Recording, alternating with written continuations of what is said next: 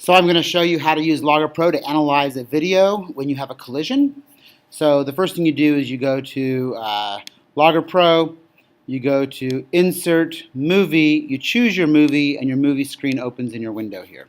So down here on the bottom right-hand corner, expand your toolbar, choose the Scale tool, which is the fourth one down, and very carefully draw a line along the meter stick so you can tell the computer how many pixels is equivalent to 1 meter. So that sets the scale. Second thing we want to do is set a coordinate system. So the third box down here sets a coordinate system. So there you go. You may notice in the video it says up here what trial you're doing and the masses of the two cars. So in this case we have 256 grams, 506 grams.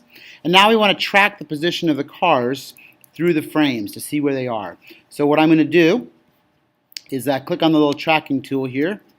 It will help if you know how to magnify this. Hold down Command, Option, and the plus key, and you can magnify it and track it more accurately. But I'm going to do it like this. I'm just going to start clicking on here, and if I click on here, I'm going to track this car as it moves. I've got to click on the exact same place every time. And this takes a minute or two. I'm doing it a little bit sloppy here. You're going to do it more carefully. You'll see that as it progresses, it interacts with the other cart. In this particular case, it actually collides with the other cart using magnets, and that causes it to actually bounce backwards. So it's a little hard to see because you're going over dots you already made, but as best you can, track its position. And now you may notice here on the right-hand side, the other car is going the other way. We're going to come back in a minute and find its velocity. Okay, but before I do that, let me just show you here what we got. I'm going to click over here on the graph now. And so you're looking at the x and y coordinates. I'm going to just look at the x coordinate. So the slope of this graph is the distance versus time graph before the collision. So you can highlight this section of the graph, and you can go to Insert, Analyze Linear Fit, and it'll tell you the slope. And so that's the velocity of that car before the collision. And then you can select a section of the graph after the collision. So here's the collision right here where it changed directions.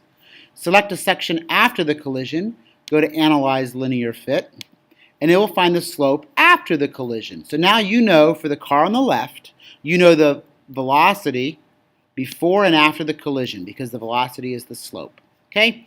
Now we want to go back and find that other car's velocity. So I'm going to click back on the video. I'm going to scrub back a little bit here to where the interaction happened, because before the interaction, the second car, the car on the right, was sitting still. So we don't need to find its velocity. We know it's 0.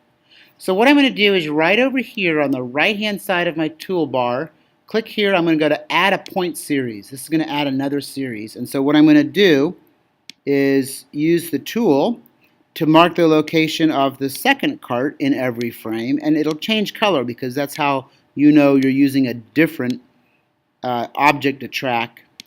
And this data is also going to show up on our graph, and we can find its slope to find the velocity of that second car. So the velocity of that car before the collision was 0 because it was sitting still. And then you can track this a little longer. I'm going to stop there.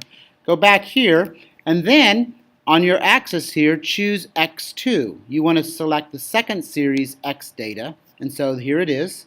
And so we can find its slope. So Analyze Linear Fit, and that'll tell you the velocity of that car after the collision. Okay? So when you want to analyze two moving objects, you can analyze one and then you can analyze the other. When we say analyze, what we really mean is track it and then find its slope. The slope of the distance versus time graph is, of course, the velocity. All right? So that's what you're going to do.